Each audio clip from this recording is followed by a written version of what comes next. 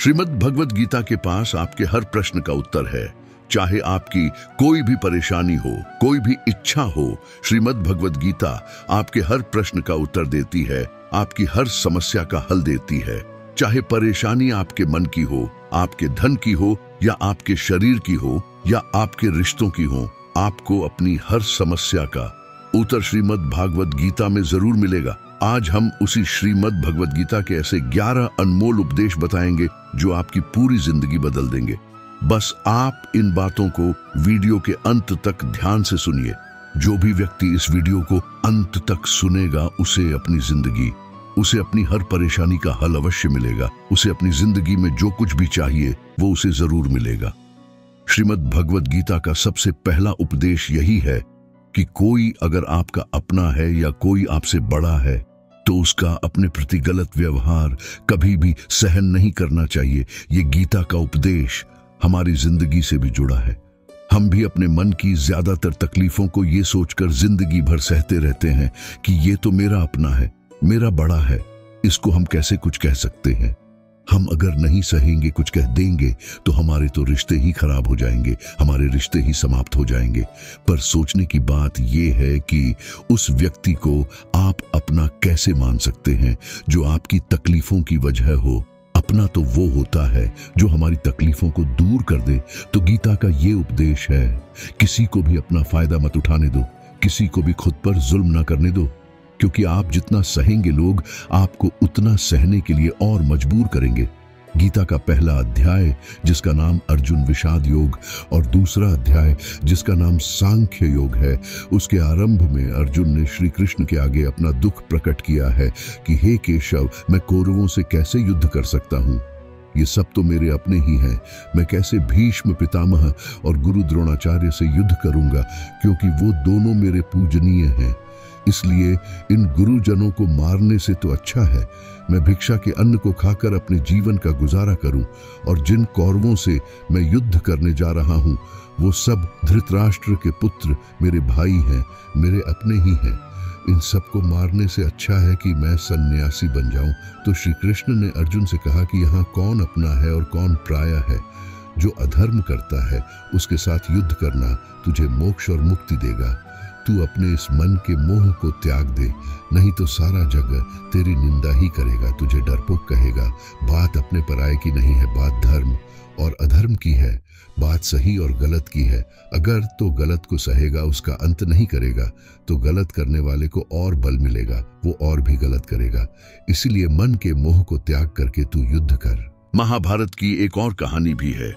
जब अर्जुन के पुत्र अभिमन्यु की युद्ध में मृत्यु हो जाती है, तब अर्जुन बहुत दुखी होता है, रोने लगता है। वो श्री कृष्ण से कहने लगा कि मेरा पुत्र अभिमन्यु मर गया है, मैं ये दुख बिल्कुल भी सहन नहीं कर सकता, मैं भी अपने आप को समाप्त कर लूंगा।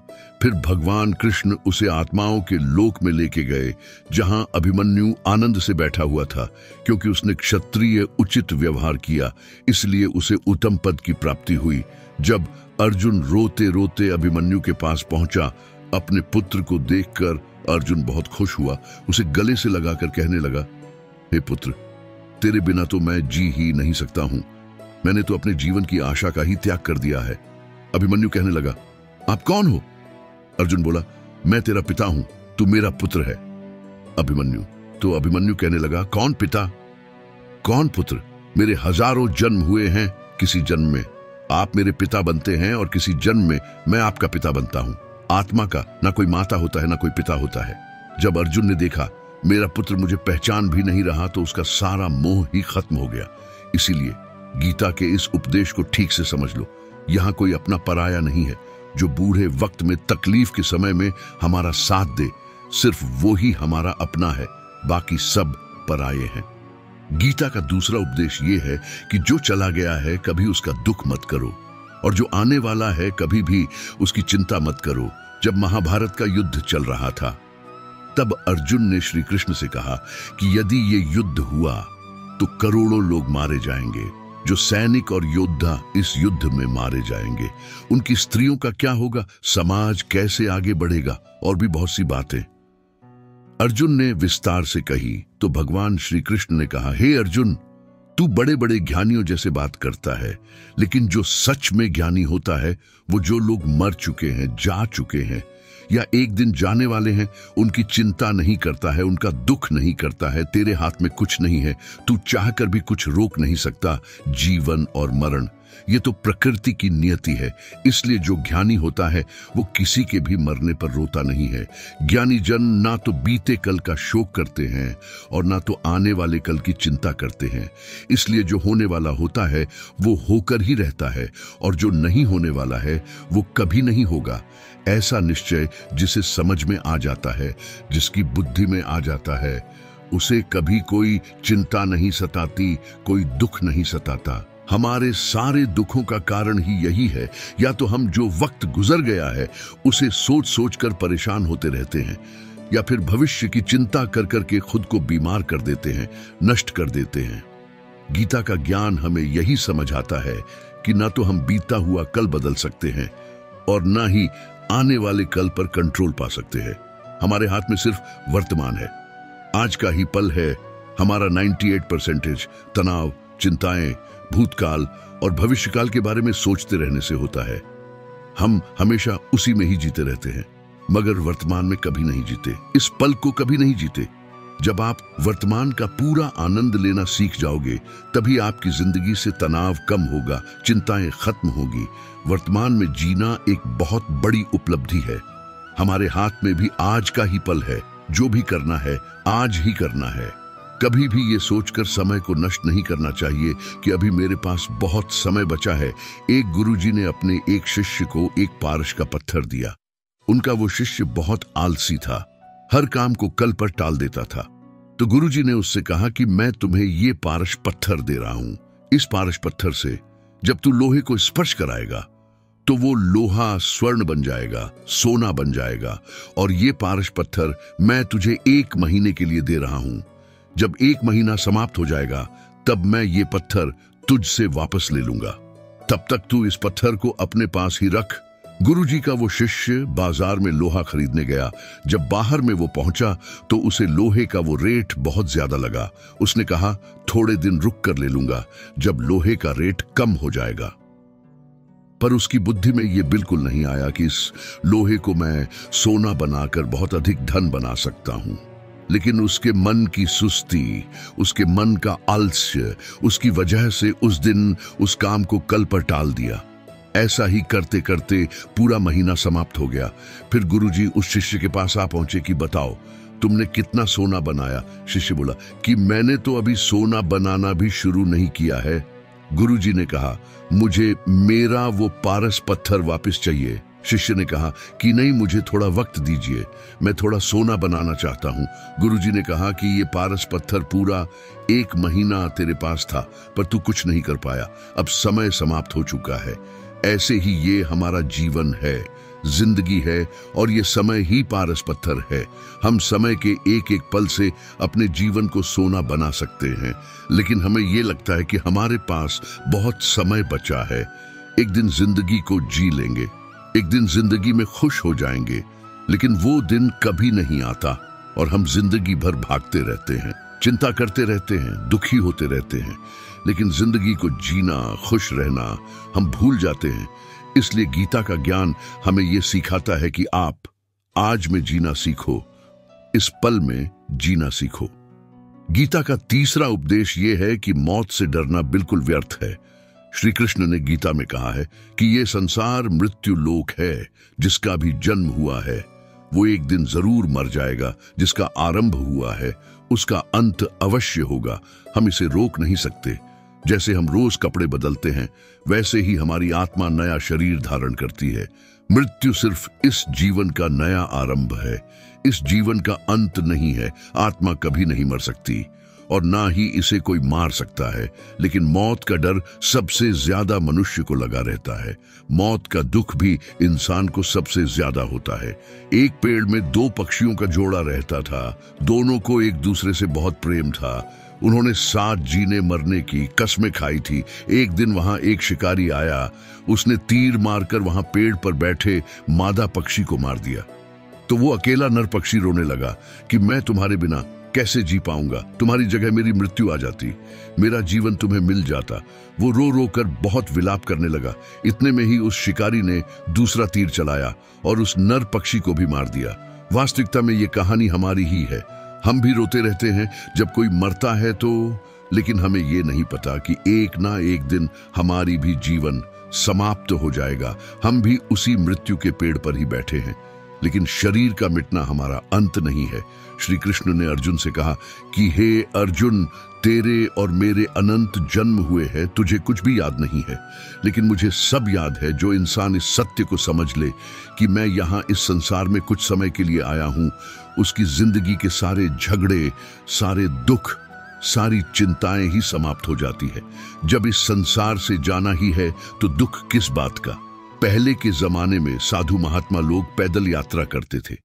यात्रा करते करते वो एक नगर में पहुंचे। वो महात्मा बहुत थक चुके थे। उस नगर में उन्होंने एक महल देखा और उन्होंने उस महल में जाकर विश्राम करने का सोचा और वो उस महल में जाकर सो गए। जब उस महल में वहां का राजा पहुंचा तो अपनी पलंग पर उस महात्मा को सोता देखकर बहुत हैरान हो गया। राजा उस महात्मा से पूछने लगा कि तुम मेरे महल में कैसे घुस आए और मेरे बिस्तर पर सो रहे हो। महात्मा कहने लगा, ये तुम्हारा महल है, मुझे तो लगा ये धर्मशाला है। तो राजा ने कहा, आपको मेरा महल धर्मशाला कैसे लगा? तो महात्मा ने राजा से प्रश्न किया कि तुमसे पहले इस महल में कौन रहता था? तो राजा बोला कि मुझसे पहले मेरे पिता यहाँ रहते थे और उससे पहले मेरे दादाजी यहाँ रहते थे। तो महात्मा ने फिर प्रश्न किया कि क्या तुम इस महल में हमेशा रहोगे या तुम्हारे बाद कोई और रहेगा? तो राजा कहने लगा कि मेरे बाद मेरा पुत्र इस महल में रहेगा। तो महात्मा राजा से कहने लगे कि जिस जगह पर रहने वाले बार बार बदल जाते हो उसे घर कैसे कह सकते हो? वो तो धर्मशाला ही है। इसलिए तेरे महल को धर्मशाला समझकर मैं इसमें रात बिताने के लिए आ गया। धर्मशाला जान जग को जीव सब मेहमान है। मोह किसी से न करो, सब स्वप्न के समान है। यदि हम भी इस बात को समझ ले कि हम यहाँ कुछ समय के लिए आए हैं, आनंद करने के लिए आए हैं, खुश रहने के लिए आए हैं, तो हमारे सारे दुख ही समाप्त हो जाए।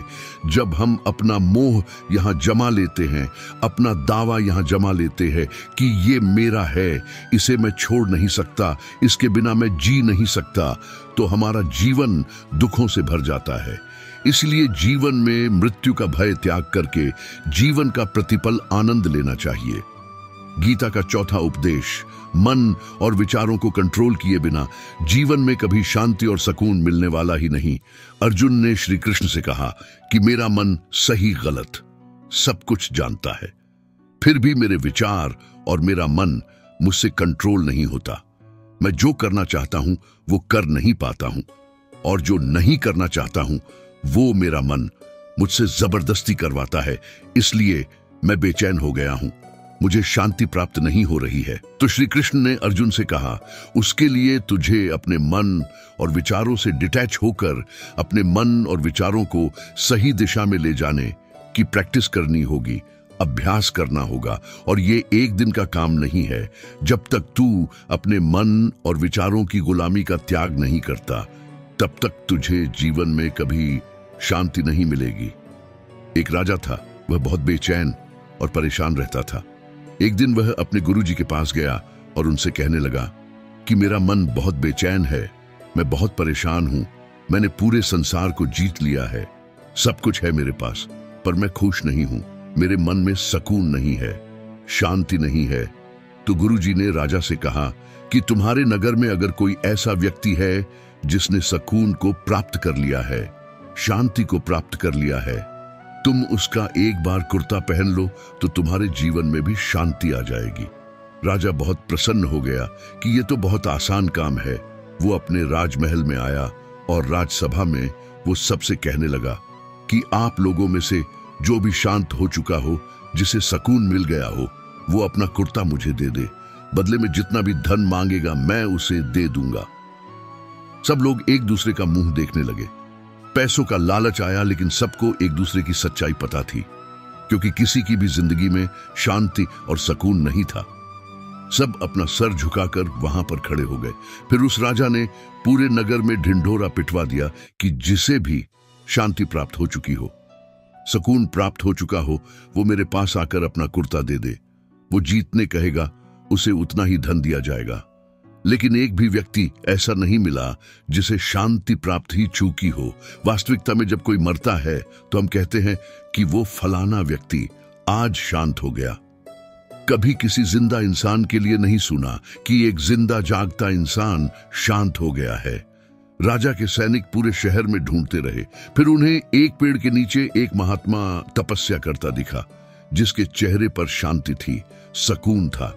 वो सैनिक उस महात्मा के पास जाकर पूछने लगे कि क्या आपने शांति प्राप्त कर ली है, सुकून प्राप्त कर लिया है?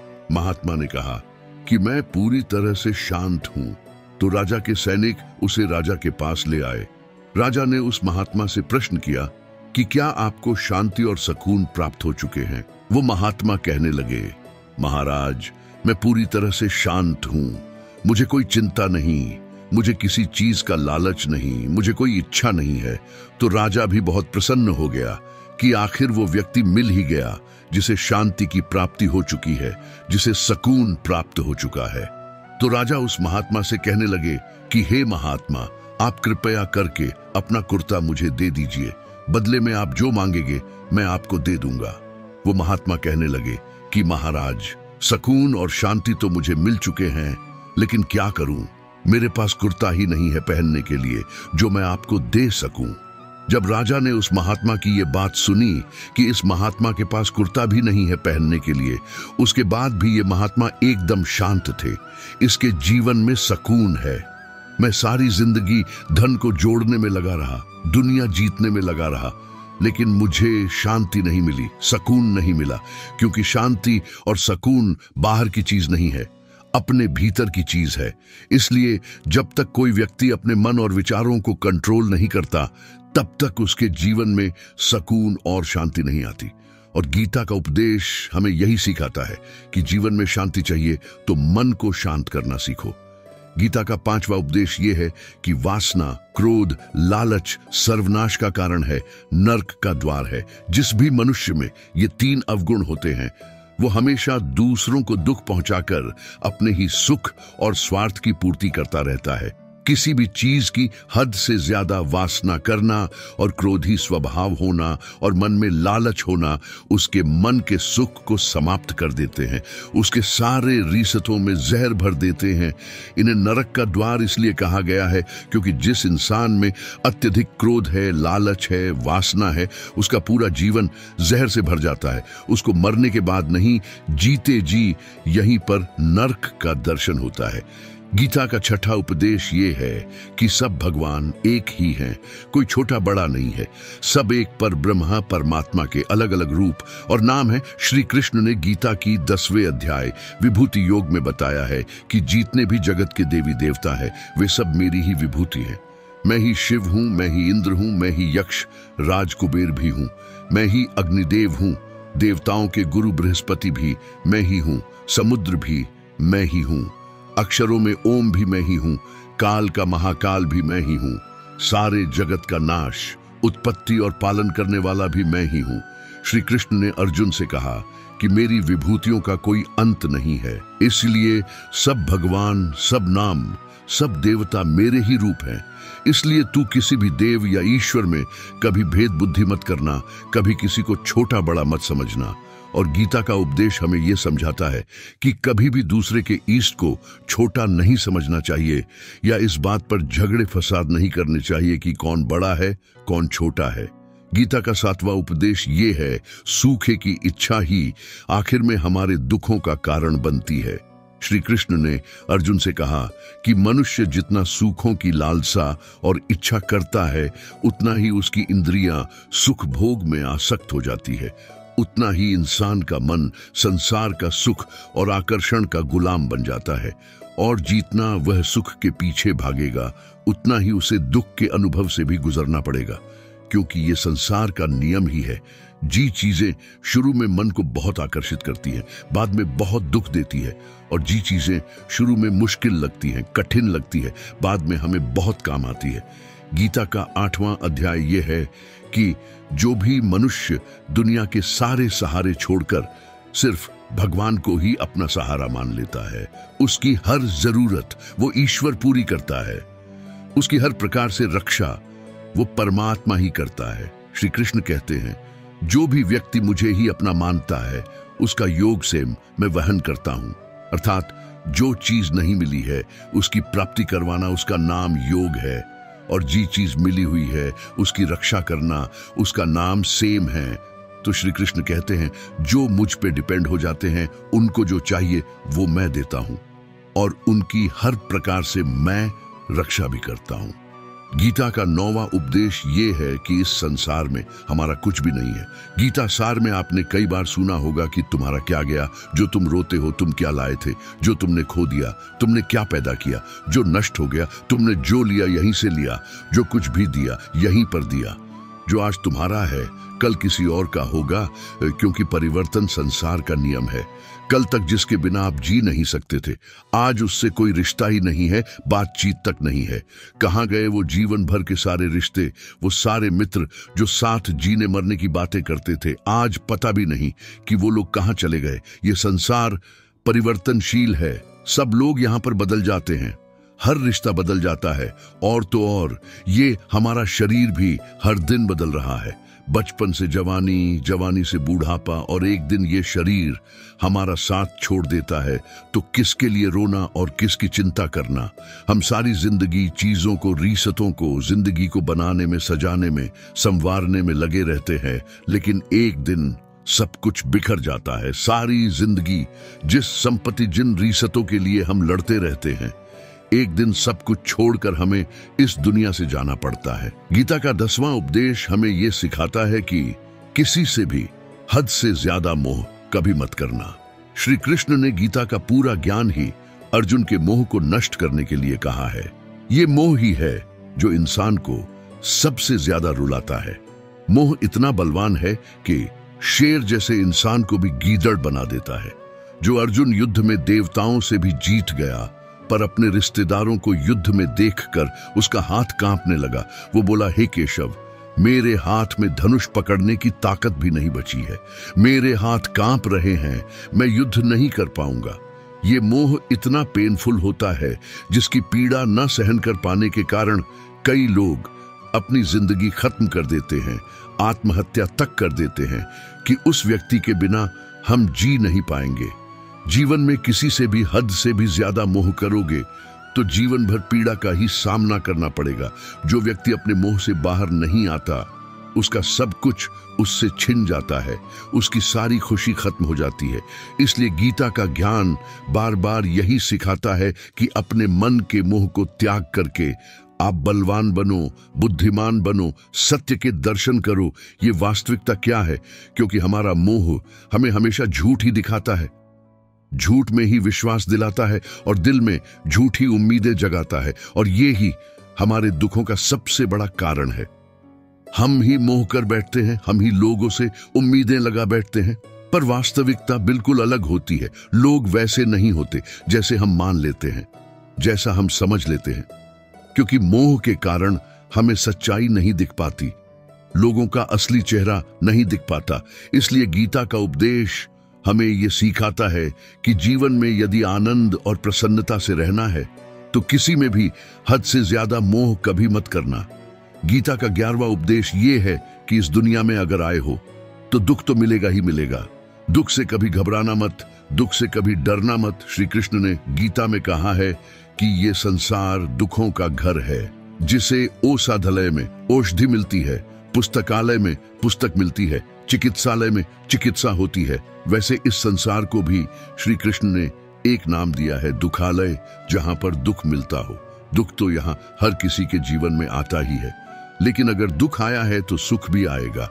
इसलिए दुख से कभी डरना नहीं चाहिए, क्योंकि ये संसार दुखालय भी है और आशा सवत भी है। आशा सवत का मतलब ही यही होता है कि यहाँ परमानेंट कुछ भी नहीं है, यहाँ सब कुछ बदल जाता है। दुख सुख में बदल जाता है और सुख दुख में बदल जाता है। सम्मान अपमान में और अपमान सम्मान में बदल जाता है। खुशी दर्द में और दर्द खुशी में कभी भी बदल जाती है।